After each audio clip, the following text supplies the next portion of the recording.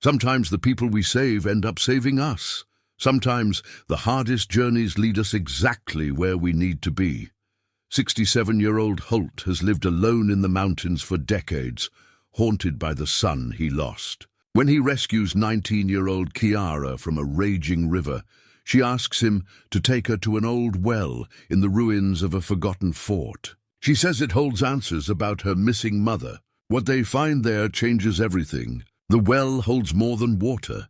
It holds secrets that connect their lives in ways neither could imagine. Their discovery will heal old wounds and reveal a truth that transforms them both. What could be buried so deep that it gives a broken man the forgiveness he never thought he deserved? Before we jump back in, tell us where you're tuning in from, and if this story touches you, make sure you're subscribed, because tomorrow I've saved something extra special for you. The morning mist clung to the pine needles like memories that refused to fade, and Holt Matthews knew that feeling all too well.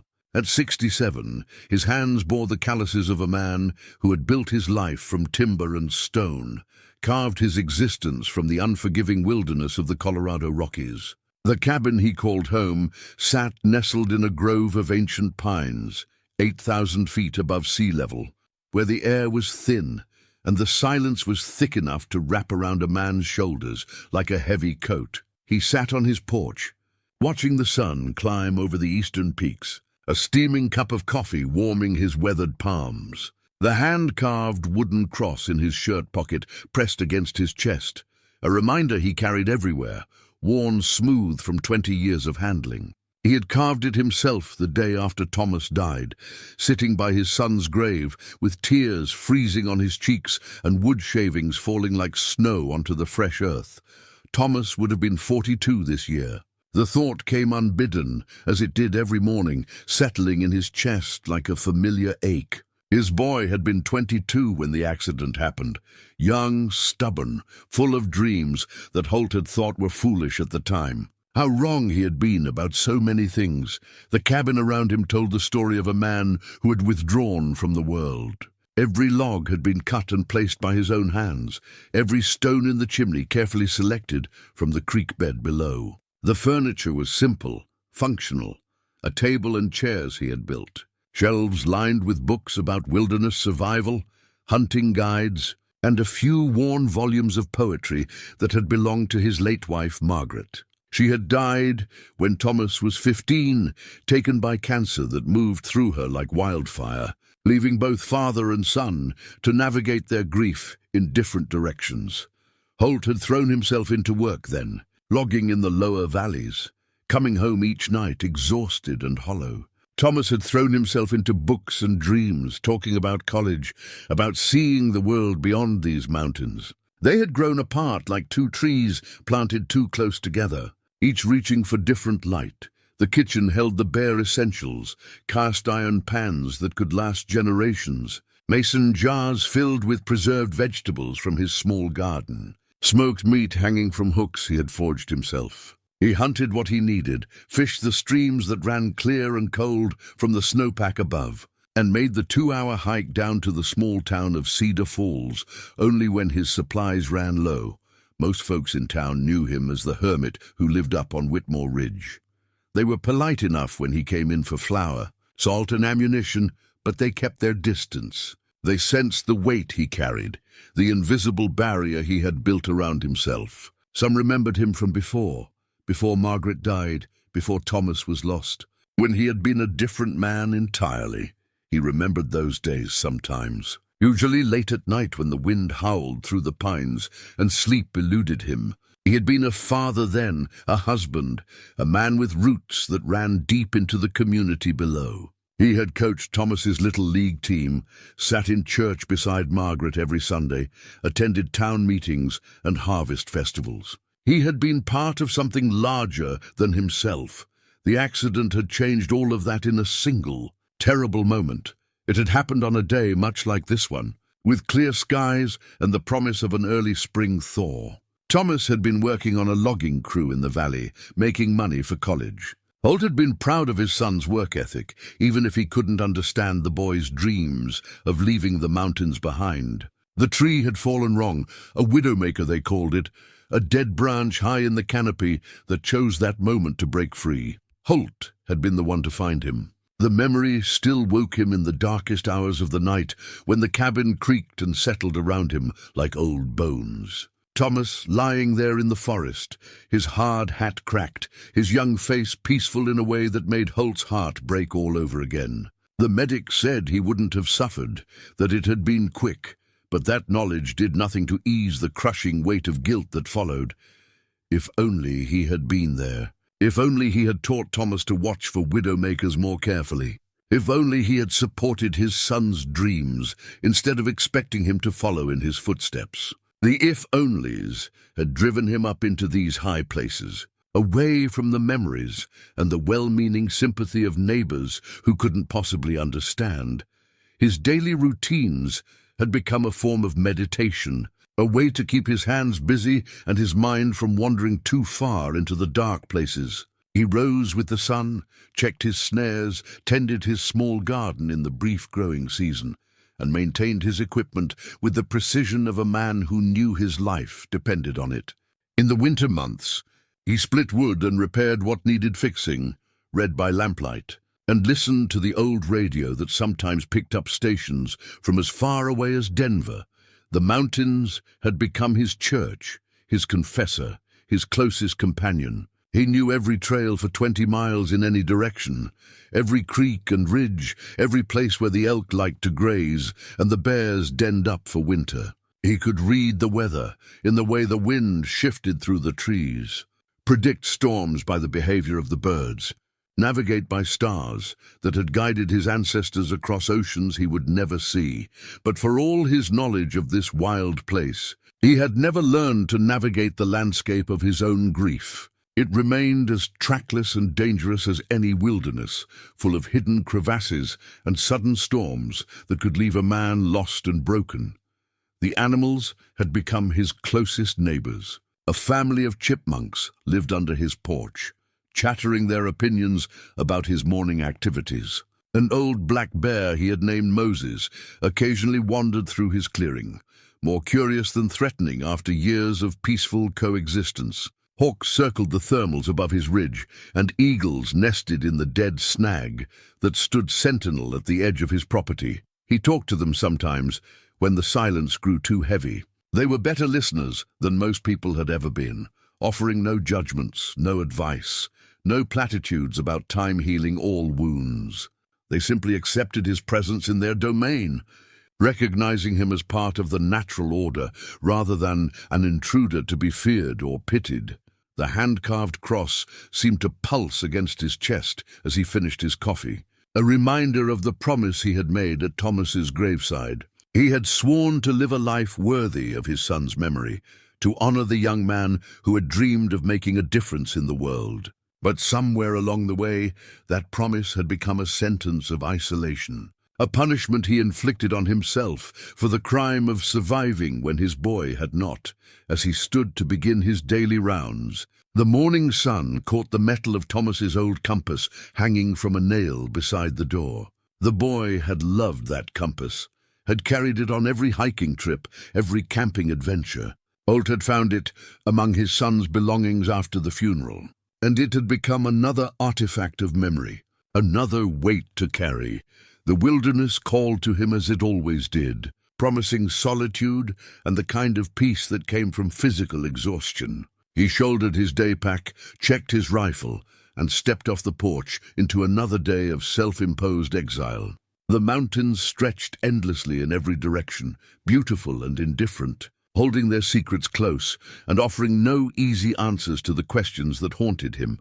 Somewhere in the distance, a creek ran swift and cold with snowmelt, carrying the memories of winter down toward the valleys below. Holt couldn't have known that by evening, that same creek would bring something into his life that would change everything.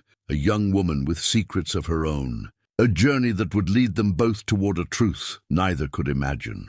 For now, he walked alone through the morning forest, the wooden cross pressing against his heart. Carrying his grief like a backpack that had become so familiar, he barely noticed its weight anymore. The sound reached Holt before he could identify what it was, A cry carried on the wind, so faint he almost dismissed it as a hawk's call echoing off the canyon walls. He had been checking his snares along the creek that ran behind his property, the same creek that would swell to a torrent when the snowpack above began its earnest melt. But this was different, more urgent, almost human. He paused, one hand on the empty snare, listening with the attention of a man who had learned to read the wilderness like scripture. There it was again, definitely human, and definitely in distress. The cry came from downstream, where the creek curved around a bend and dropped into a series of rapids that could turn deadly when the water ran high. Holt abandoned his trapline and moved quickly through the pine forest, his 67-year-old legs carrying him with the sure-footed grace of someone who had spent decades navigating this terrain. The sound of rushing water grew louder as he approached the creek, and when he crested the small rise that overlooked the rapids, his heart nearly stopped. A young woman thrashed in the churning water, her dark hair streaming behind her as the current carried her toward the rocks. She couldn't have been more than 20, and she was losing her fight against the snow-melt-swollen creek. Her movements were growing weaker, more desperate, and Holt could see she had maybe seconds before the water would claim her completely.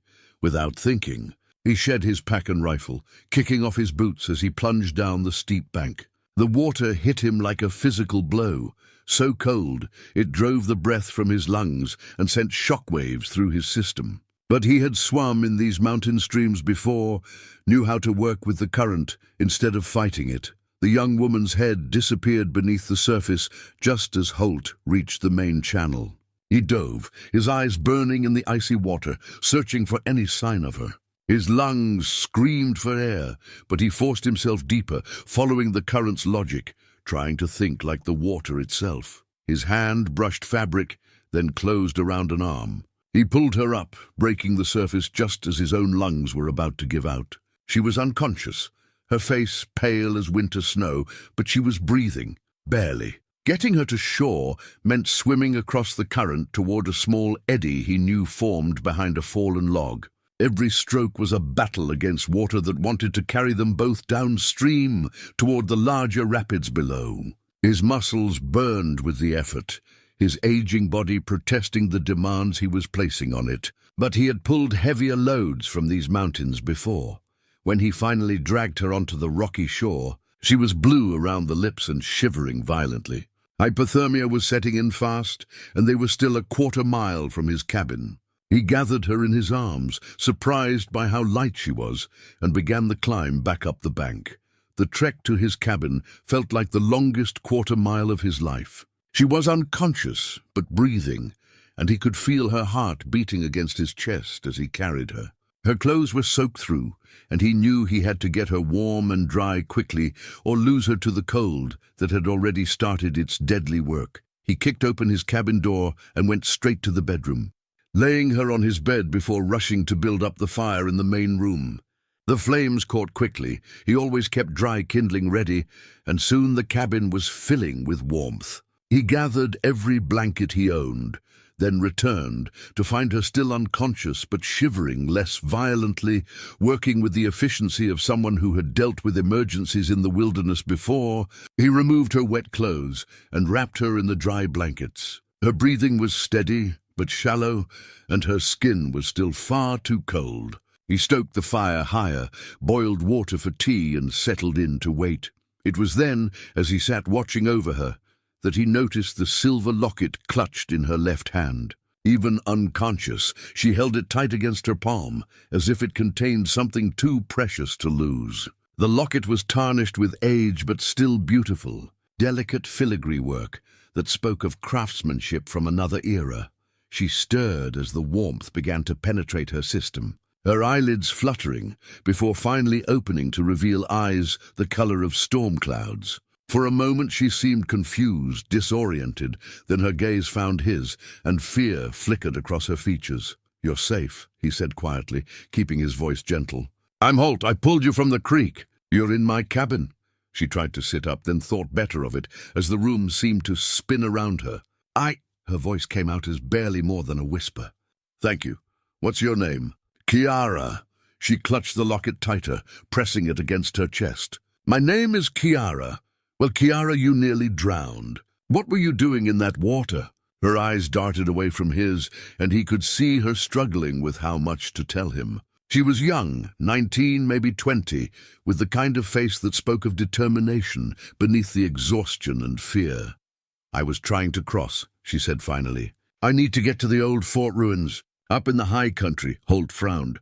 He knew the area she was talking about, though he'd never had reason to go there. The ruins were remote, dangerous to reach, and as far as he knew, there was nothing up there but old stones and local legends. The fort ruins? That's a hard 2-day hike from here, through some of the roughest country in these mountains. What could possibly be up there that's worth risking your life?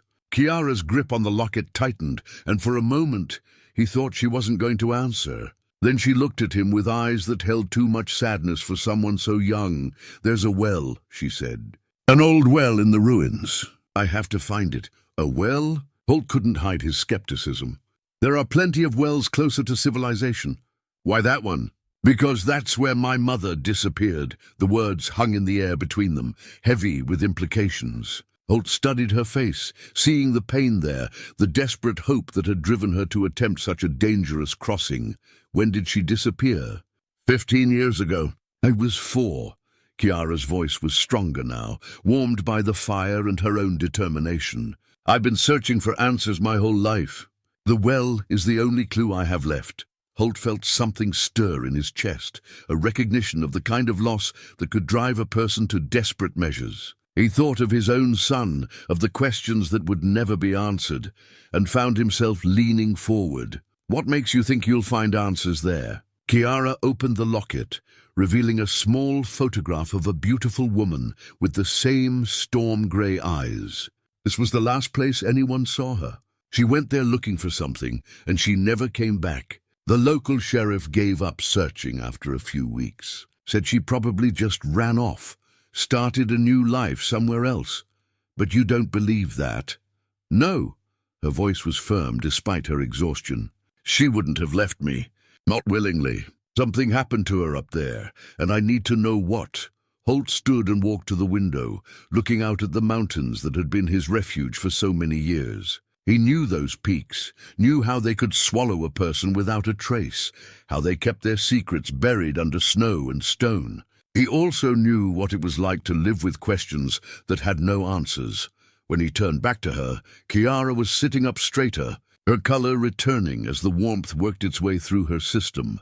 "You can't make that journey alone," he said. "Even if I tell you the route, there are places where one wrong step means a 1,000-foot fall. And the weather up there can turn deadly without warning.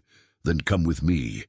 The words came out before she could stop them, and they both seemed surprised by her boldness. Holt shook his head.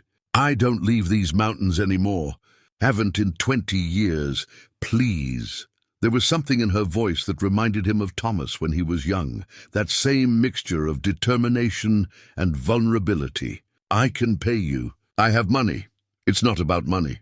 "Then what is it about?" He looked at her for a long moment. This young woman who had literally fallen into his life, bringing with her a request that would take him further from his self-imposed exile than he had been in decades. Part of him wanted to refuse, to send her on her way once she was strong enough to travel.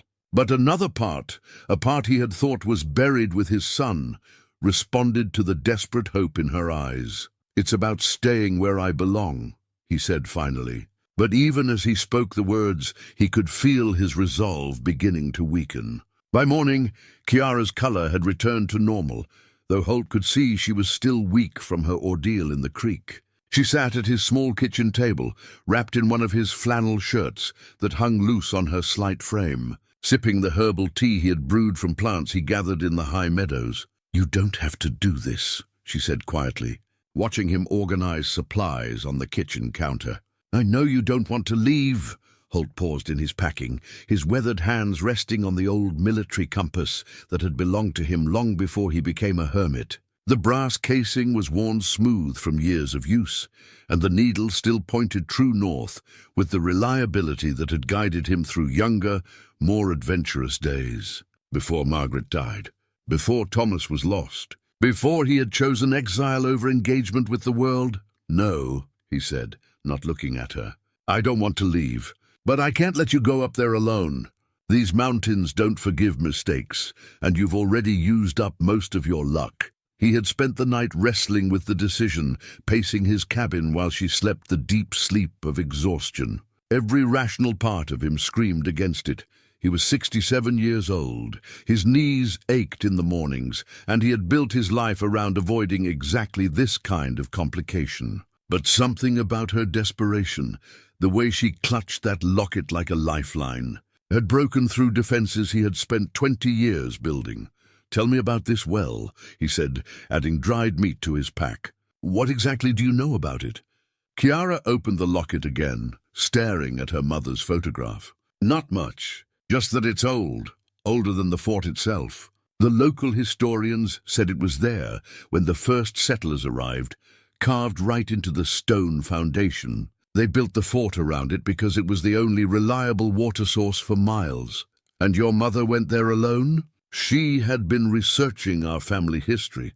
Said she had found something in old records, something about our ancestors and that place. Kiara's voice grew quieter. She was excited about it, more excited than I had ever seen her. She told me she was going to find answers to questions our family had carried for generations. Holt added medical supplies to his pack, including bandages and antiseptic that could mean the difference between life and death in the wilderness. He had learned to prepare for every contingency after losing Thomas. Too little, too late. What kind of questions? I don't know. She never got the chance to tell me. Frustration colored Kiara's voice. I was only 4. All I remember is her saying goodbye, promising she would be back in a few days with wonderful news. That was the last time I saw her. The compass seemed to grow heavier in Holt's hand as he considered the journey ahead. The route to the fort ruins would take them through some of the most challenging terrain in the Rockies. Narrow ridges where a misplaced step meant certain death. Exposed slopes where sudden weather could trap them for days. And country so remote that if something went wrong, no one would ever find their bodies. The sheriff really just gave up? He asked, testing the weight of his pack. After 3 weeks of searching, he said the wilderness had claimed plenty of people over the years, and my mother was just another victim of her own foolishness. Anger flashed in Kiara's storm-gray eyes. He never understood that she wasn't some city woman who didn't know the dangers. She had grown up in these mountains, knew them almost as well as you do. Holt nodded thoughtfully. He remembered a few searches over the years, helicopters circling the peaks, teams of volunteers combing the easier trails. Most of them ended the same way, with families learning to live with questions that would never be answered. We'll need to travel light, he said, gesturing to a smaller pack. Take only what you absolutely need. The high country doesn't forgive excess weight. Kiara stood carefully, still moving, like someone who had been through an ordeal. I brought camping gear, but I lost most of it in the creek. I have what we need. Holt opened a storage closet and began pulling out equipment he hadn't used in years. A lightweight tent designed for mountain conditions. Sleeping bags rated for temperatures that could drop below freezing even in summer. A portable stove that would work at altitude. Each piece of gear brought back memories of trips he had taken with Thomas when the boy was younger. Before their relationship had become strained by different dreams and misunderstanding. His son had loved the high country, had talked about becoming a mountain guide before practical concerns about making a living had steered him toward logging work. How long since you've been up there? Kiara asked, watching him check the condition of climbing ropes. To the fort ruins? Never, but I know the country around it. He coiled a rope with practiced efficiency, muscle memory taking over despite the years. The approach will be the hardest part. Once we're above the tree line, the going gets easier but more dangerous. Weather can change in minutes up there. What about wildlife? Bears mostly. Some mountain lions. They won't bother us if we're smart about food storage and make enough noise on the trail. He paused, considering. The bigger danger is the country itself. Rock slides, sudden storms, sections where the trail disappears entirely. Kiara nodded, and he could see her filing away each piece of information. Despite her youth and the ordeal she had been through, there was a competence about her that suggested she wasn't entirely unprepared for wilderness travel. "Where did you learn about the outdoors?" he asked. "My grandmother. After my mother disappeared, I went to live with her in Montana. She had been a hunting guide in her younger days, taught me everything she knew about surviving in wild places." A sad smile crossed Kiara's face. "She said my mother had been the same way, always drawn to the wilderness, always looking for something just beyond the next ridge." Holt felt a familiar pang in his chest. How many times had he seen that same restless spirit in Thomas? That need to explore, to push boundaries, to find meaning in the vast spaces beyond the safety of home. "We'll leave at first light," he said, shouldering his pack to test its weight. "The first day's hike will be through familiar country, but we'll need to make good time. There's only one decent camping spot between here and the high passes." "Holt," Kiara's voice stopped him as he moved toward the door. "Why are you really doing this?"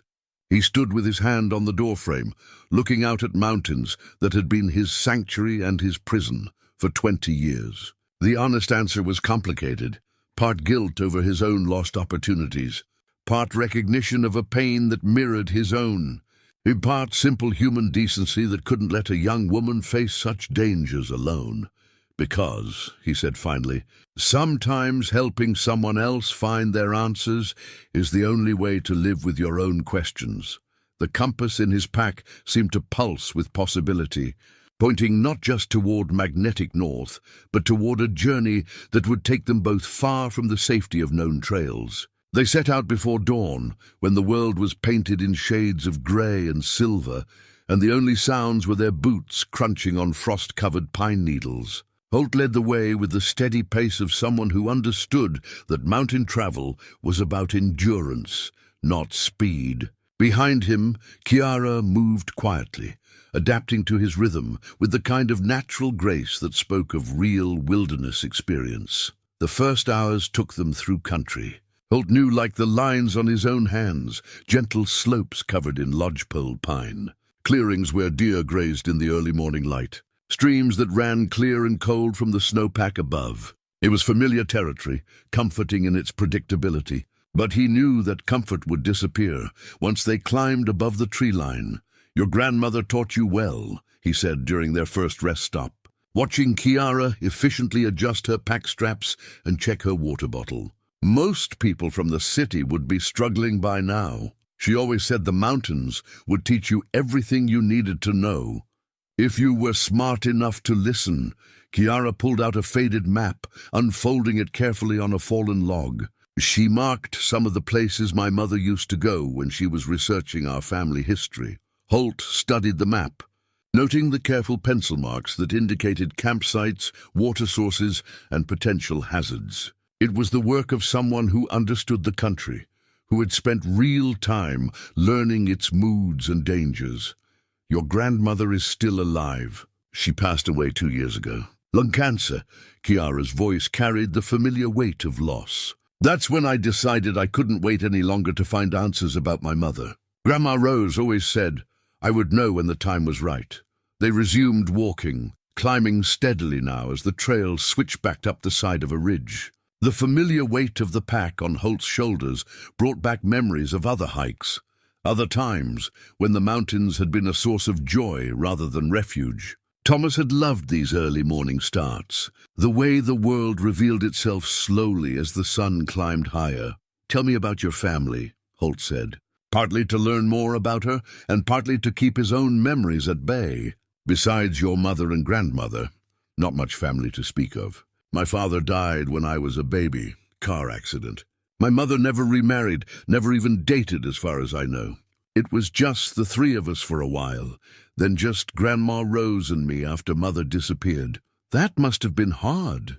Growing up with so many unanswered questions, Kiara was quiet for several steps, navigating around a fallen tree that blocked the trail. The hardest part was not knowing if she was out there somewhere, maybe hurt, maybe trapped, maybe just unable to find her way home. For years I imagined I would turn a corner and there she would be, waiting for me with that smile she always had. The trail grew steeper, and conversation became more difficult as they focused on the demands of the climb. Holt could feel his body remembering skills he hadn't used in years: how to breathe efficiently at altitude, how to place his feet on loose scree, how to read the subtle signs that warned of unstable ground ahead.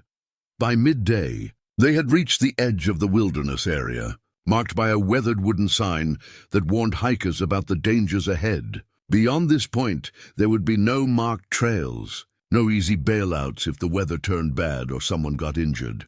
"Last chance to change your mind," Holt said, though he could see in Kiara's face that she had no intention of turning back. Not a chance. She adjusted her pack and looked up at the peaks that rose like cathedral spires against the blue sky. "I've come too far to quit now." They stopped for lunch beside a small alpine lake that reflected the surrounding peaks like a mirror. The water was so clear Holt could see trout moving lazily in the depths, and the silence was so complete it seemed to have weight and substance. "It's beautiful," Kiara said, sitting on a sun-warmed boulder. "I can see why you love it up here." "It wasn't always about escape," Holt said, surprising himself with the admission. "I used to bring my son up here when he was younger. He loved the high country, said it made him feel closer to something bigger than himself. What happened to him?" The question hung in the air, like smoke from their small cooking fire. Holt had avoided talking about Thomas for so long that the words felt rusty when they finally came. Logging accident. 20 years ago. He was working to save money for college, wanted to study forestry, maybe become a park ranger. Holt stared into the clear water of the lake. "I thought his dreams were foolish at the time, thought he should stay close to home, learn a practical trade. I'm sorry. The thing is, he was right about this place. It does make you feel connected to something larger. But after he died, that connection felt more like accusation than comfort." Kiara was quiet for a long moment, then pulled out her mother's locket and opened it. "Grandma Rose used to say that the people we lose don't really leave us. They just move to a different kind of presence in our lives. Your grandmother sounds like she was a wise woman." She was. She also said that sometimes we have to walk into the hard places to find the healing we need. After lunch, the terrain began to change dramatically. They left the last of the tall pines behind and entered a world of granite and sky, where the air grew thin and the sun felt both warmer and more dangerous. The trail, such as it was, became a series of cairns marking the way across vast expanses of broken rock. "Stay close," Holt warned as they navigated a particularly treacherous section where loose scree threatened to send them sliding down a 1,000-foot slope. The rocks here can shift without warning. As they climbed higher, Holt began to notice signs that they weren't the first people to pass this way recently. Boot prints in patches of soft earth, disturbed rocks that didn't look naturally placed, the faint remains of a campfire in a sheltered alcove. "Someone else has been up here," he said, kneeling beside the cold ashes. "Recently? Within the last few weeks, I'd say." Holt stirred the ashes with a stick, finding bits of partially burned wood that would have been completely consumed by weather if they had been here much longer. Maybe other hikers? Maybe. But something about the campsite bothered him. The location was too exposed, too far from any marked trail for casual hikers. Someone had camped here because they had business in this remote country, not because they were seeking recreation. As the afternoon wore on and the shadows began to lengthen, they reached the spot where Holt had planned to make camp for the night. It was a small cirque, surrounded by towering granite walls, with a seasonal spring that provided fresh water and enough flat ground for their tent. "Tomorrow we enter the really wild country," Holt said as they set up camp. "From here on, every step takes us further from any kind of help. Are you having second thoughts?" Holt looked at her across their small camp, this young woman who had literally fallen into his life, bringing with her a purpose he had forgotten he could feel. "No," he said. "For the first time in 20 years, I'm not having second thoughts about anything." The third day brought them into country that tested every skill Holt had learned in a lifetime of mountain travel. They were above 11,000 feet now, where the air was thin enough to make every breath deliberate, and the sun could burn exposed skin in minutes, despite the cool temperature. The landscape had become stark and magnificent, a world of granite spires, snowfields that never melted, and silence so profound it seemed to echo in their bones. "There," Holt said, pointing to a weathered stone marker barely visible among the scattered boulders. "That's the first boundary marker of the old territorial survey." The ancient stone marker stood knee-high, carved with symbols that had been softened by more than a century of wind and weather. But the basic shape was still visible, an arrow, pointing north, and below it, letters that might once have indicated survey coordinates or territorial boundaries. "How old do you think it is?" Kiara asked, running her fingers over the worn carvings. "Old enough to predate the fort by decades. This whole area was surveyed and mapped long before they decided to build a military outpost up here." Holt studied the marker, noting how it had been positioned to be visible from multiple directions. Whoever placed this knew what they were doing. They were in the general area where the fort ruins should be located now, though Holt's maps showed conflicting information about the exact coordinates. Military records from the 1870s were notoriously unreliable when it came to remote outposts, and the harsh mountain environment had a way of erasing human presence with surprising efficiency. "According to my grandmother's notes, there should be more markers," Kiara said, consulting the faded map. She thought they formed a perimeter around something important. The well? Maybe, or maybe something older than the well. As they climbed, Aya, following what might once have been a trail but was now little more than a suggestion in the landscape, they found more evidence of the fort's existence. A rusted piece of metal that could have been part of a buckle or harness fitting, fragments of pottery that looked military in origin, and more stone markers, each one placed with careful attention to sightlines and defensive positioning. "They built this place to watch something," Holt observed as they rested beside another marker. "These aren't just boundary stones, they're observation posts." "Watch what?" "Good question." Holt pulled out his binoculars and scanned the surrounding peaks. "From here, you can see for 50 miles in any direction.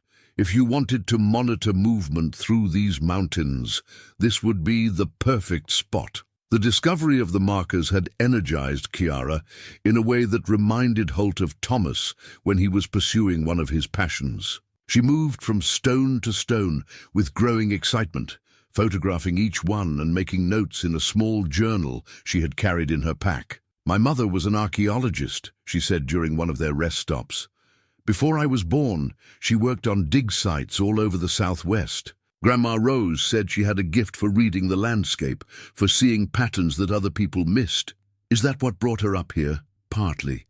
But there was something else, something personal." Kiara's expression grew troubled. "Grandma, Rose let slip once that our family had connections to this area going back generations. But every time I asked for details, she would change the subject." They continued climbing through the afternoon, and as the sun began its descent toward the western peaks, the landscape revealed more secrets, the remains of what might have been defensive walls built from stones that had been carefully fitted together without mortar. A depression in the ground that could have been a foundation, and everywhere the sense that they were walking through a place where significant events had unfolded. "Look at this," Holt called from a position near what appeared to be the highest point of the ruins.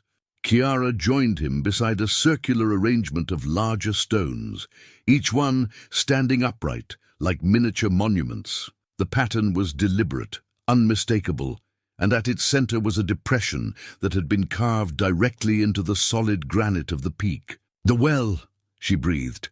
It was smaller than Holt had expected, perhaps 4 feet across, carved with precision that spoke of serious engineering rather than casual construction. The rim was decorated with symbols that were more elaborate than anything they had seen on the boundary markers, spirals and geometric patterns that seemed to flow into each other with mathematical precision. "This is old," Holt said, kneeling beside the carved rim. Older than the fort, older than the territorial surveys, this predates European settlement by centuries. Chiara was already pulling out her camera, documenting every angle and detail of the well and its surrounding stones. The symbols. I've seen similar ones in my mother's research notes. She thought they might be Native American, but from a tribe that doesn't exist in the historical record anymore. As Holt examined the well more closely, he felt a strange sensation. Not quite recognition, but something that approached familiarity. The craftsmanship reminded him of something, though he couldn't place what. The precision of the carving, the way the symbols seemed to tell a story in a language he almost understood. "There's something else," Chiara said, her voice tight with excitement. "Look at the stones around the perimeter." Holt followed her gaze and saw what she meant. Each of the upright stones bore carvings of its own, and when viewed from the center of the well, they seemed to point toward specific landmarks on the surrounding peaks. It was a navigation system, he realized, but one that recorded information far more complex than simple directional bearings. "Your mother was right," he said. "This place is significant in ways that go beyond anything in the official records." They set up camp as the sun touched the western ridges, painting the granite walls around them in shades of gold and red. The silence was different here, heavier somehow, as if the weight of history pressed down on them like a physical presence. "We'll explore more tomorrow," Holt said, as they prepared a simple dinner over their portable stove. "The light is too uncertain now to do this place justice." But as he spoke, he found himself looking over his shoulder at the well, feeling drawn to it in a way that had nothing to do with archaeological curiosity. There was something about this place that called to him on a level deeper than conscious thought, as if the stones themselves were trying to tell him something important. "Holt," Chiara said quietly, "do you feel it too?" "Feel what?" "Like we're not the first people in our families to stand in this place." He looked at her across their small fire, seeing his own strange sense of connection reflected in her storm-grey eyes. "Yeah," he said, "I feel it too." Dawn came slowly to the high country, seeping through the peaks like spilled silver. Holt woke to find frost covering their tent and his breath visible in the thin air. Beside him, Chiara was already stirring, her eyes bright with the anticipation of someone who was finally close to answers she had sought her entire life. They broke camp quickly, eager to explore the ruins in full daylight. The well looked different in the morning light, less mysterious, more substantial, but somehow more significant. The carved symbols seemed to catch and hold the early sunlight, creating patterns of shadow that emphasized their complexity. "I brought something," Chiara said, pulling a worn object from her pack. "I wasn't sure if it would be useful, but now that we're here..." She held up a broken wagon wheel, its wooden spokes weathered gray and one iron rim section missing entirely. It was clearly old, possibly as old as the fort itself, and it had been carefully preserved despite its damaged condition. "Where did you find this?" "In my grandmother's attic, along with my mother's research papers. There was a note with it that said, 'Found near the well, 1955. Grandma Rose never explained what it meant, but she kept it all those years. Holt examined the wheel, noting the craftsmanship that had gone into its construction. This wasn't the kind of mass-produced equipment that had been common in the later frontier period. This wheel had been handmade by someone who understood their craft, probably built to last a lifetime of hard use. A settler's wagon, he said. But what was a wagon doing this far up in the mountains? There's no possible route that could bring a wagon to this elevation, unless they weren't trying to leave, Chiara said quietly. Unless they were trying to stay. As they explored the ruins more systematically, they found evidence that supported her theory. The remains of what might have been permanent structures, built not for temporary military occupation, but for long-term settlement. Foundations that suggested buildings designed for families, not just soldiers. And everywhere, the sense that this place had been abandoned, not by choice, but by necessity. Look at this. Holt called from a section of ruins about 50 yards from the well. He was kneeling beside what appeared to be a grave marker, though unlike any he had seen before. The stone was carved with the same flowing symbols that decorated the well. But these symbols seemed to tell a story. Figures that might represent people. Shapes that could be mountains or maybe something else entirely. "There are more," Kiara said, pointing to similar stones scattered throughout the ruins. "It's like a cemetery, but without any names or dates that I can recognize." They spent the morning cataloging what they found, and with each discovery, the picture became more complex. This hadn't been just a military outpost or even a simple settlement. The precision of the construction, the sophistication of the symbol system, the careful integration with the natural landscape, all of it spoke of a community that had understood this place in ways that went far beyond simple survival. "My mother was right," Kiara said, as they took a break beside the well. "This place is connected to something much older and more significant than anyone realized." Holt found himself drawn repeatedly back to the well itself. There was something about it that nagged at him, some detail that his conscious mind couldn't quite grasp, but that felt important. The symbols, the precision of the carving, the way it had been positioned relative to the surrounding peaks, it all seemed familiar in a way that didn't make sense. "Tell me about your father," he said suddenly. "You said he died when you were young. Car accident when I was 6 months old. I don't remember him at all." Kiara's expression grew puzzled. "Why do you ask? What was his name?" "Thomas." She paused, something shifting in her expression. "Thomas Henderson, why?" The name hit Holt like a physical blow. For a moment, the thin mountain air seemed to disappear entirely, leaving him gasping. Thomas, not Thomas Matthews, his son, but Thomas Henderson. But the coincidence felt too large, too significant to be random. "What did he look like?" Holt asked, his voice barely steady. Kiara pulled out a small photograph from her wallet, one that had clearly been carried and looked at many times. It showed a young man with dark hair and serious eyes, holding a baby. There was something about the shape of his face, the set of his shoulders, that made Holt's chest tighten with recognition. "He worked construction," Kiara continued. "Met my mother when she was doing research at a historical site near Denver. Grandma Rose said he was fascinated by her work, always asking questions about the places she studied." Holt stared at the photograph, his mind racing. The resemblance wasn't exact, but there were enough similarities to his own son to be disturbing. The same serious expression, the same way of holding his head when concentrating. But more than that, there was something about the timing that made him uncomfortable. When was this picture taken? "A few months before the accident." Grandma Rose said he had been excited about something he had discovered, some connection between my mother's research and his own family history. But he died before he could explain what he had found. A chill that had nothing to do with the mountain air settled over Holt. Thomas Henderson. The name felt significant, but he couldn't remember why. Somewhere in the back of his mind, a memory was trying to surface, something Thomas had said, or maybe something he had asked about their family history. Did your grandmother ever mention his family? Where he came from originally? Colorado, she thought. But he didn't talk much about his past. Said his family had been scattered by tragedy when he was young. Kiara studied Holt's expression with growing concern. "You look like you've seen a ghost." "Maybe I have." Holt handed the photograph back to her, with hands that weren't quite steady. "How old would he be now if he had lived?"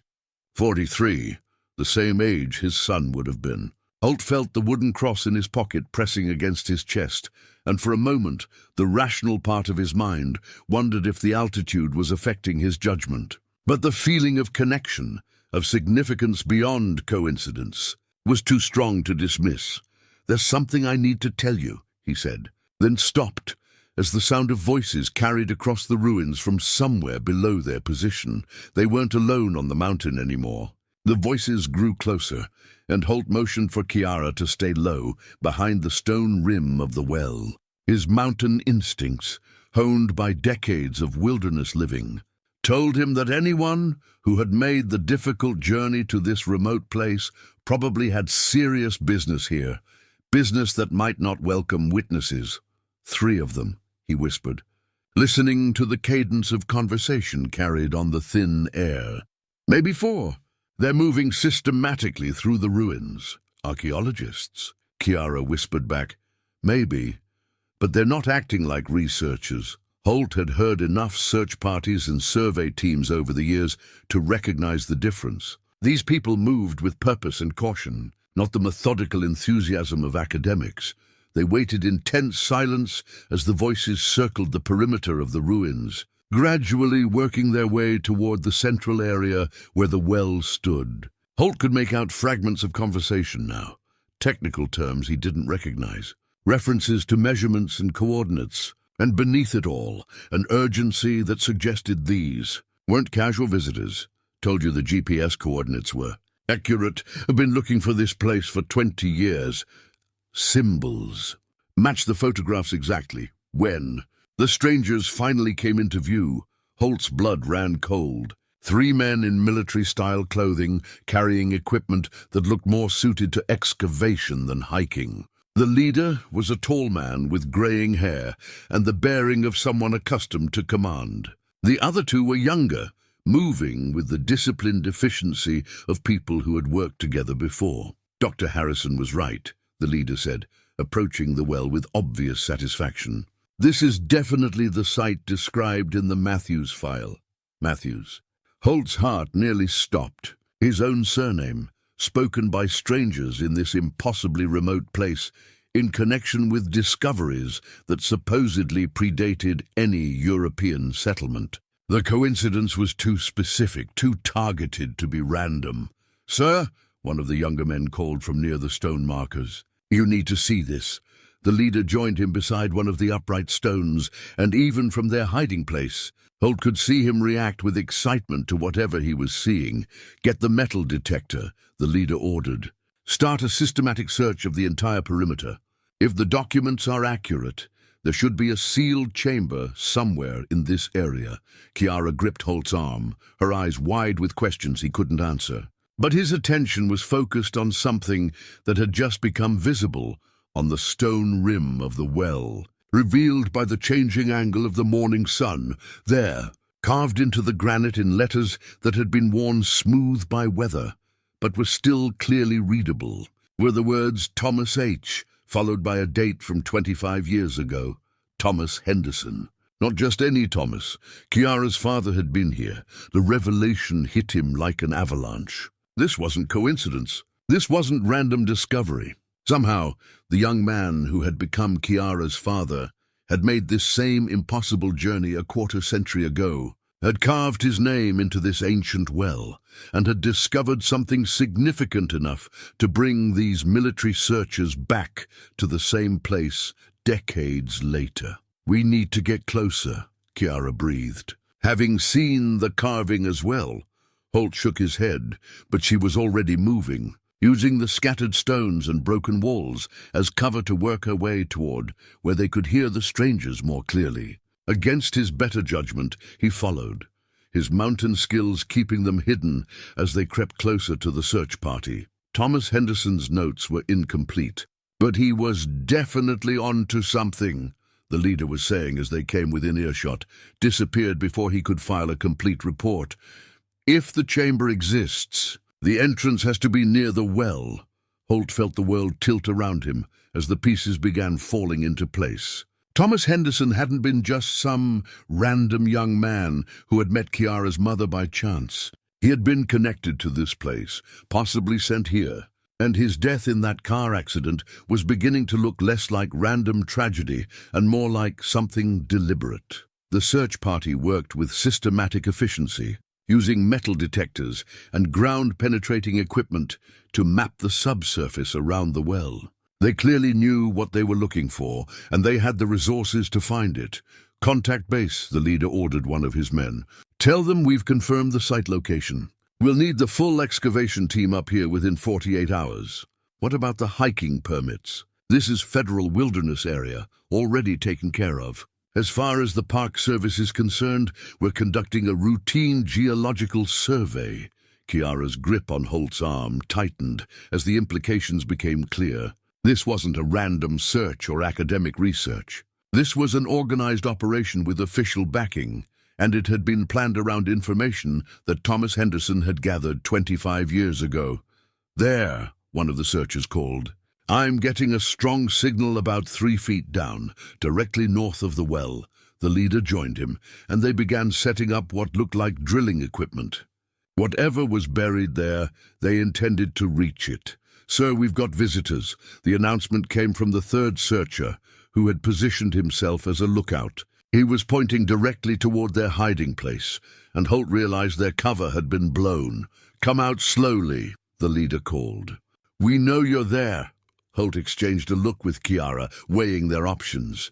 They were outnumbered, in the middle of nowhere, and these people clearly had resources and authority that went far beyond anything 2 civilian hikers could challenge. "We're coming out," Holt called back. Standing slowly with his hands visible, they emerged from behind the stone wall, and the leader studied them with obvious interest. His expression suggested recognition, though Holt was certain he had never seen the man before. "Holt Matthews," the leader said, and it wasn't a question.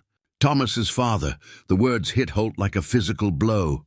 How could this stranger know about his son? How could Thomas be connected to whatever was happening here? "I think you're confused," Holt said carefully. "My son died 20 years ago in a logging accident." "Did he?" The leader's smile was cold. "Or did he die because he discovered something he wasn't supposed to discover? Something about this place and about your family's connection to it?" "What are you talking about?" "Thomas Henderson wasn't the first person in your family to find this place, Mr. Matthews. Your son, Thomas, was here too. In fact, he was here just days before his death, looking for the same thing that brought Thomas Henderson here 25 years ago." The leader gestured toward the well, where the carved name was now clearly visible in the strengthening sunlight. "The difference is, your son Thomas figured out what this place really is, and that knowledge got him killed." Kiara stepped forward, her face pale but determined. "You're saying my father was murdered?" "I'm saying that some secrets are worth killing for, Miss Henderson, and unfortunately for both of you, you've just stumbled into the middle of the biggest secret the United States government has been keeping for the last 150 years. The leader nodded to his men, who began moving to surround them. "The good news is, you're going to help us finish what Thomas Henderson started. The bad news is, after that, you'll have to join the other people who learned too much about this place." Holt felt the wooden cross pressing against his chest, and realized that after 20 years of isolation, he was about to discover the truth about his son's death. But that truth might cost both him and Kiara their lives. The leader's name was Colonel Marcus Webb, and as he explained their situation with clinical detachment, Holt began to understand the true scope of what they had stumbled into. The well wasn't just an archaeological curiosity. It was the center of a mystery that had claimed lives and captured the attention of the highest levels of government.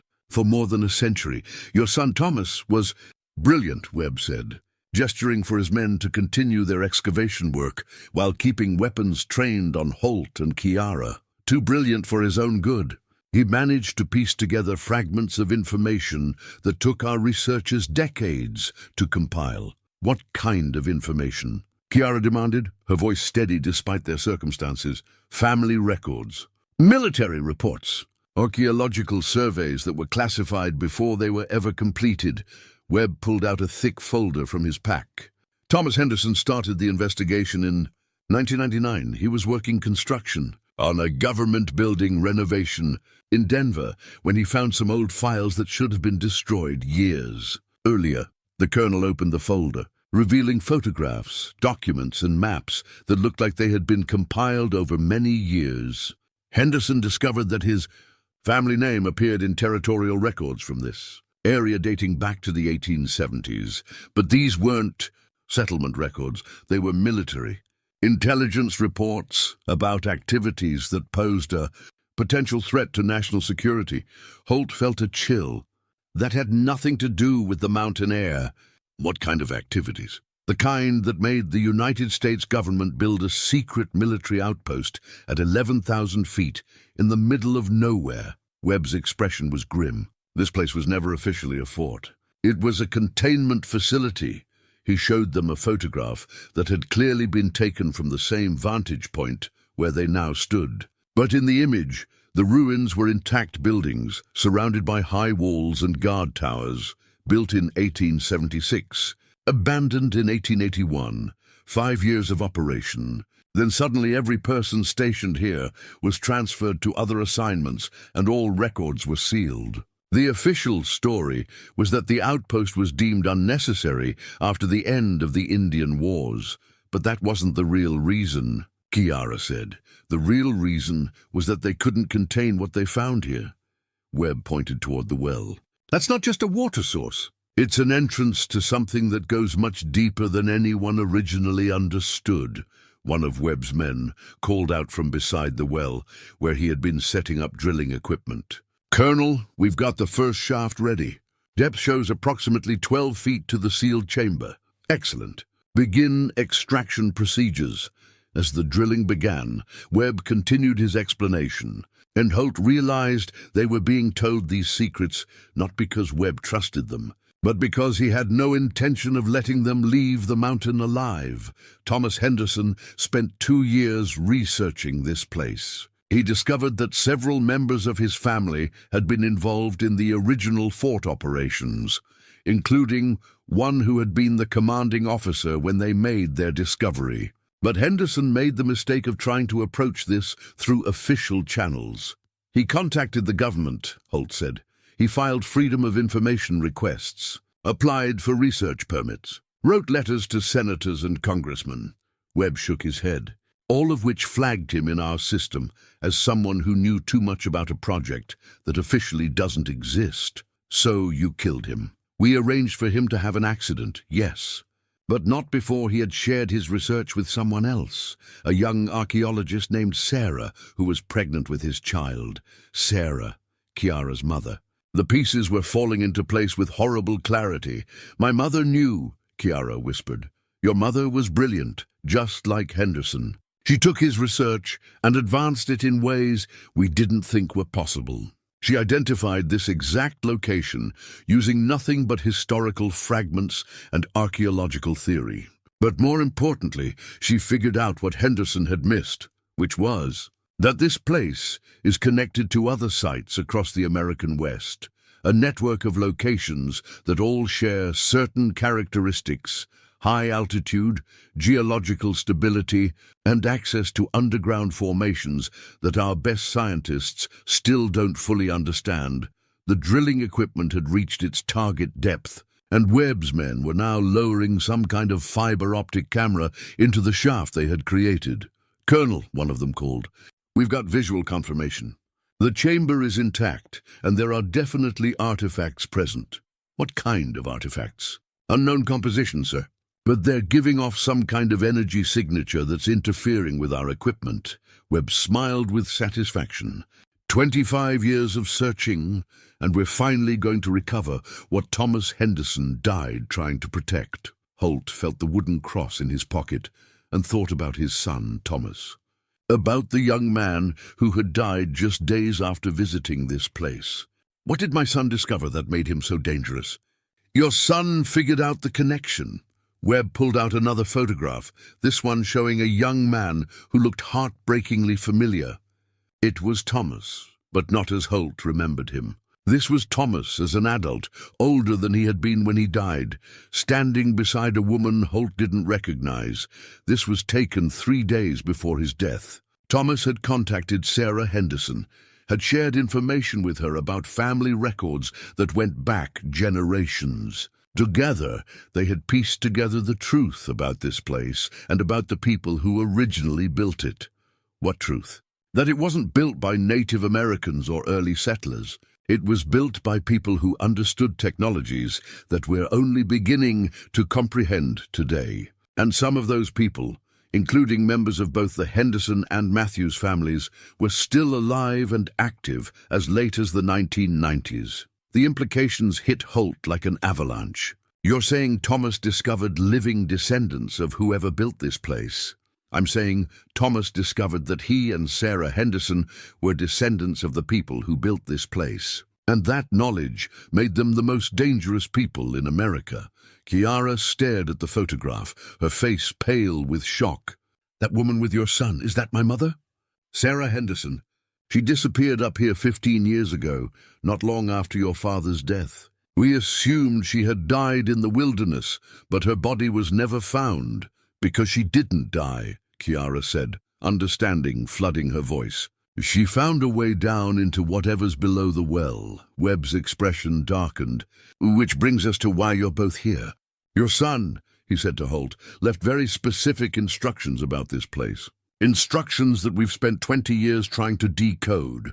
But we think the key to understanding them requires someone with the right genetic markers."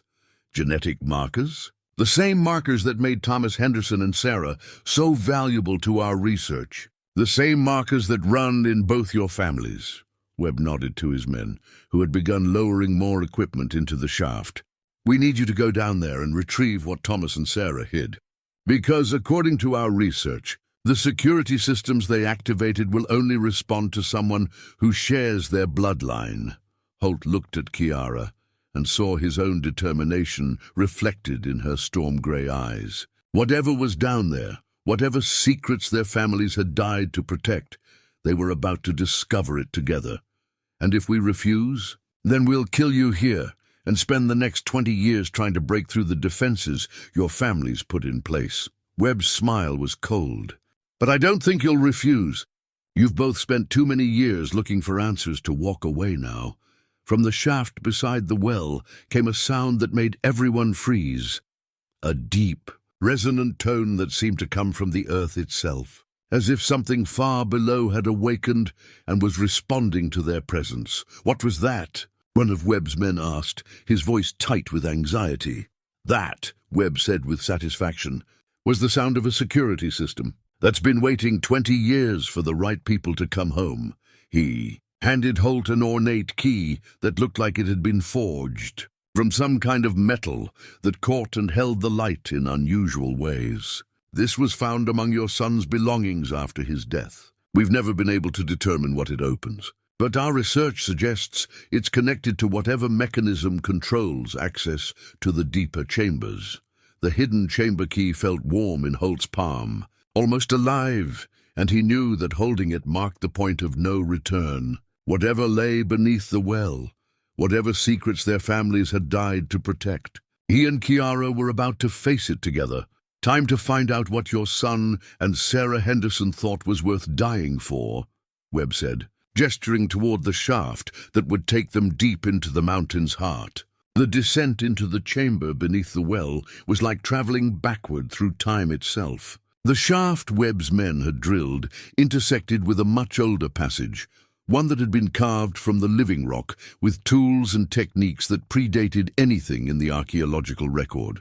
The walls were smooth as glass, covered with the same flowing symbols they had seen on the surface. But here, the carvings seemed to pulse with their own inner light. Holt went first, the strange key clutched in one hand and a flashlight in the other, with Kiara following close behind. Webb's men lowered them on climbing ropes, their weapons trained downward in case either of them tried to escape into the darkness below. "Remarkable," Kiara breathed, as her feet touched solid ground 12 feet beneath the well. "These carvings, they're not just decorative. They're telling a story." The chamber they found themselves in was larger than either had expected, carved into a natural cave system that extended far beyond the reach of their lights. But it was clearly not a natural formation. The walls had been shaped by intelligent design, the floor leveled and polished, and throughout the space were arranged objects that defied easy categorization. "Do you see this?" Holt called, his flashlight beam revealing what appeared to be furniture, though unlike any he had ever seen. Chairs and tables carved from stone, but somehow elegant, functional, as if their makers had understood principles of design that made weight irrelevant. But it was what lay at the center of the chamber that made them both stop in stunned silence. A collection of personal belongings, carefully arranged as if their owner had just stepped away for a moment. Modern clothes folded neatly on ancient stone furniture. Contemporary camping equipment sitting beside artifacts that could have been thousands of years old, and in the center of it all, preserved in a silver frame that caught and reflected their flashlight beams, was a family portrait. Kiara reached it first, her hands shaking as she picked up the photograph. Even in the uncertain light, the faces were clearly visible. A young man who could only be Thomas Henderson, a woman with storm-grey eyes who was unmistakably her mother, and between them, a baby who was clearly Kiara herself. "They were here," she whispered. "All three of us were here." Holt studied the photograph over her shoulder and felt his world shift on its axis. The young man in the picture looked familiar in a way that went beyond simple resemblance. The shape of his face, the set of his shoulders, the way he held his head.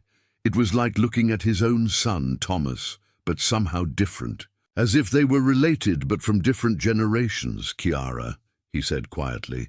"Look at the date on the back of the frame." She turned it over, and they both saw the inscription: Thomas, Sarah, and Kiara Henderson Matthews, 1999, Henderson Matthews. A hyphenated name that connected both their families in a way that made Holt's head spin with implications. "That's impossible," Kiara said. "My father's name was Henderson. You said your son's name was Matthews. Maybe they weren't different people," Holt said, the words feeling strange in his mouth. "Maybe Thomas Henderson was my son Thomas, using a different name for reasons we don't understand yet." But even as he spoke, he knew that wasn't right. The timeline didn't work. His son had died in 2004, and this photograph was dated 1999, yet the resemblance was undeniable, and the hyphenated name suggested a connection that went deeper than coincidence. "There's more here," Kiara said, moving toward a stone shelf that held what appeared to be journals and documents. Letters, maps, research notes, everything my mother was working on when she disappeared. The papers were preserved in some kind of protective covering that had kept them safe from moisture and decay. As Kiara spread them out on one of the stone tables, the scope of her mother's research became clear. Maps showing the locations of similar sites across the American West, genealogical charts that traced both the Henderson and Matthews families back through generations, and scientific notes that suggested Sarah had been investigating phenomena that conventional archaeology couldn't explain. "She figured it out," Kiara said, reading through her mother's careful handwriting. "The connection between our families, the purpose of these sites, the reason the government wanted to keep them secret. What did she figure out?" "We're not descendants of the people who built this place," Kiara said, her voice filled with awe. "We're the people who built this place. Our families have been maintaining and protecting these sites for generations, passing the knowledge down through bloodlines that the outside world never suspected existed." Holt felt the wooden cross in his pocket pulse against his chest, and suddenly understood why it had always felt significant. Not just because he had carved it for his son's grave, but because it was carved in the same style, using the same techniques, as the symbols that covered these ancient walls. "The key," he said, looking down at the ornate object Webb had given him. "This isn't something my son found. This is something my son made." And in that moment, as the truth began to crystallize around them, they heard Sarah's voice calling from deeper in the chamber system, alive, waiting, and ready to explain everything they needed to know about who they really were. Sarah Henderson emerged from the deeper passages like a figure from a dream, older than in the photograph, but unmistakably alive and healthy, despite 15 years of isolation in the underground chambers. Her storm-grey eyes, so like Kiara's, were bright with intelligence and something that might have been relief. "My beautiful daughter," she said, opening her arms as Kiara rushed toward her. "I knew you would find your way here eventually. The bloodline always calls us home." The reunion was everything Kiara had dreamed of for 15 years, but Holt found himself struggling to understand how any of this was possible. The woman embracing her daughter looked no older than she had in the photograph, and her presence in this impossible place raised more questions than it answered. "How?" Kiara managed between tears. "How are you here? How have you survived?" Sarah smiled. And in that expression Holt saw echoes of his own son's face. "Because this place isn't just a hiding spot, honey.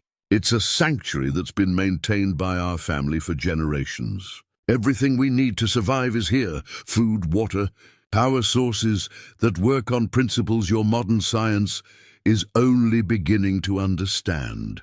She led them deeper into the chamber system, through passages that opened into rooms that defied rational explanation. Libraries carved from living rock, filled with books and documents in languages Holt couldn't identify. Workshops containing tools and equipment that looked both ancient and impossibly advanced. Living quarters that had been designed for long-term habitation by people who understood comfort and necessity in equal measure. "This is where we really come from," Sarah explained as they walked. "Not from European settlers or Native American tribes, but from something older, something that existed on this continent long before any of the peoples your history books recognize. The government knew," Holt said. "Webb and his people. They've been searching for this place for decades. They've been trying to find us for more than a century," Sarah corrected. "Ever since their scientists first detected energy signatures that didn't match anything in their understanding of physics. But they've never understood what they were really looking for." She stopped beside a stone table where a sealed letter waited, addressed in handwriting that Holt recognized with a shock of recognition. "From my son," he said, his voice barely a whisper. "From our son," Sarah corrected gently. "Thomas Matthews Henderson." He used both family names because he understood the connection even when the rest of us were still learning. The letter was written in Thomas's careful script, and as Holt read it aloud, the final pieces of the puzzle fell into place. "Dad, if you're reading this, it means Kiara found you and brought you home. I know this will be hard to understand, but everything we thought we knew about our family was incomplete. The Matthews line and the Henderson line aren't separate families. We're different branches of the same ancient bloodline, one that's been entrusted with protecting sites like this for thousands of years." Sarah and I discovered the truth when we realized that our genetic markers weren't just similar.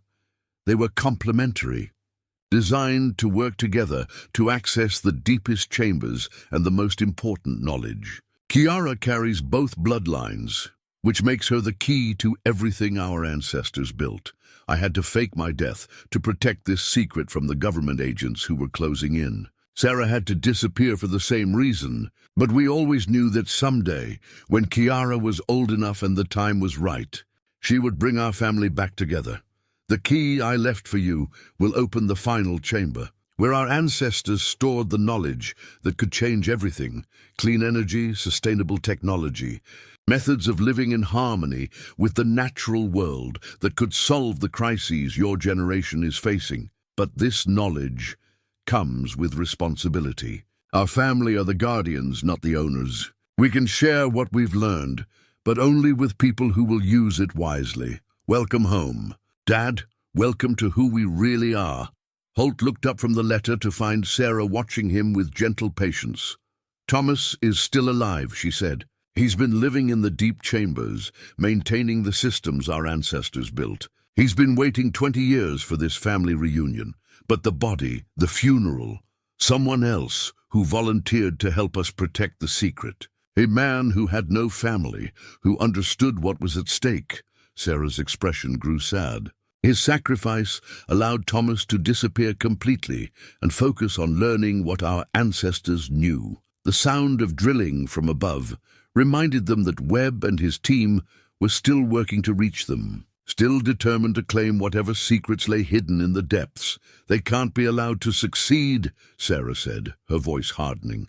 "What's down here isn't meant for governments or militaries. It's meant for people who understand that some knowledge requires wisdom to handle safely." She handed Kiara a small device that looked like it had been grown rather than manufactured. "The chamber lockdown system. When the time comes, you'll know what to do." From somewhere far above, then came the sound of ropes being lowered and boots hitting stone as Webb's team prepared to follow them into the depths. The final confrontation was about to begin. The journey back to Holt's cabin took 3 days, but they traveled as a family, reunited across generations and bloodlines that had been separated by necessity and deception. Thomas Matthews Henderson, for that was indeed his full name, walked beside his father for the first time in 20 years, their relationship transformed by understanding and forgiveness. He looked older than his 43 years, weathered by 2 decades of living in the ancient chambers, but his eyes held the same curiosity and determination that Holt remembered from his youth. The son who had died in Holt's memory had been reborn as a guardian of secrets that could reshape the world. "I never meant for you to suffer," Thomas said as they descended through the familiar pine forests toward home. "But if I had contacted you after faking my death, Webb's people would have found the chambers within months. I understand now," Holt replied, though the words still felt strange after so many years of grief. But 20 years is a long time to mourn someone who was still alive. It was the only way to protect what matters most. Thomas gestured toward Kiara, who was walking ahead with her mother, their voices mixing with the sound of wind through the trees as they shared 15 years of stories. "She's the future of everything our family has protected. Both bloodlines converge in her. She can access chambers and knowledge that neither you nor I could reach alone." Behind them, the ancient site lay sealed beneath tons of collapsed stone. Kiara had used the device her mother gave her to trigger systems their ancestors had built for exactly this purpose: protection against those who would exploit rather than honor the knowledge contained within. Webb and his team had barely escaped. With their lives, and the entrance they had carved was now buried so completely that even advanced technology would take decades to excavate. "What about the other sites?" Holt asked. Sarah mentioned there were more places like this across the West. Dozens of them. Some are still active, maintained by other family lines who share our responsibility. Others have been lost or compromised over the centuries. Thomas paused to help his father navigate a tricky section of trail. "Our job now is to reconnect with the other guardian families, to rebuild the network that kept this knowledge safe for thousands of years." As they approached the familiar clearing where Holt's cabin stood, he felt a profound shift in his understanding of what home meant. For 20 years, this place had been a refuge from a world that held too much pain. Now it would become the center of a family that had found its way back to itself. "We'll need to expand the cabin," he said, looking at the small structure with new eyes. "Make room for everyone." "I've been thinking about that," Thomas said. "There are techniques our ancestors developed for building that work with the natural systems of the mountain rather than against them. We could create something that looks traditional from the outside, but incorporates principles that make it almost self-sustaining." That evening, as they sat around a fire that blazed in the hearth Holt had built with his own hands, the 4 of them planned a future that honored both the ancient knowledge they protected and the modern world they inhabited. Sarah had spent 15 years studying the archives in the deep chambers, learning technologies that could provide clean energy, sustainable agriculture, and medical techniques that surpassed anything available to contemporary science. "But we can't just release this knowledge indiscriminately," she cautioned. "Our ancestors learned that wisdom comes slowly, that societies need time to develop the ethical frameworks necessary to handle advanced capabilities responsibly. So, we start small," Kiara said, carving a simple wooden cross with tools her grandfather had taught her to use. "We help individuals, families, communities that are ready to receive what we can share. We build trust and understanding gradually." The cross she carved was identical to the one Holt had carried for 20 years, and as he watched her work, he understood that she was creating not just a memorial, but a symbol of continuity. The knowledge and skills that had been passed down through generations would continue to flow through this family line, adapted to new challenges, but rooted in the same principles of stewardship and protection. "Thomas," Holt said, using his son's name for the first time in 2 decades without pain, "I owe you an apology for not understanding your dreams, for not supporting your desire to explore beyond these mountains. You supported me in the ways that mattered most, Thomas replied. You taught me to love this place, to understand that real strength comes from knowing when to stand firm and when to bend. Everything I learned about protecting what matters, I learned from watching you. As the fire settled into glowing coals and the mountain night embraced them with its familiar silence, Holt felt the weight of 20 years of grief finally lifting from his shoulders. The wooden cross in his pocket no longer represented loss and regret. It had become a symbol of faith restored, of family bonds that had proven stronger than deception, distance, or even death itself. Outside their cabin, the mountains stretched endlessly in every direction, holding their secrets close, but no longer hiding the truth from those who belonged among them. Tomorrow would bring new challenges as they began the work of rebuilding connections with other guardian families and carefully sharing knowledge that could help heal a wounded world. But tonight, for the first time since Thomas was young, Matthews fell asleep surrounded by family, listening to voices he loved, talking quietly by firelight about dreams that had finally found their way home. The new wooden cross sat on the mantel beside the old one, not replacing the grief and remembrance it represented, but adding hope and continuity to a story that was far from over.